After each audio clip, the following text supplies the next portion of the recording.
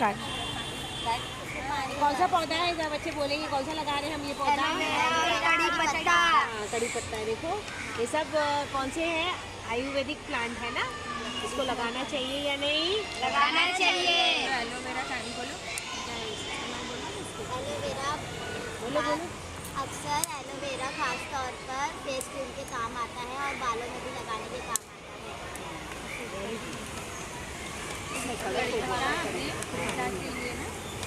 कड़ी पत्ता में काम आता है। कड़ी पत्ता हमारे गुस्सा के लिए काम आता है। हमारा गार्डन देखो, हरा भरा देखिए गार्डन हमारा। कड़ी पत्ता बाल भी होना, सफेद भी होता है। ठीक है बस।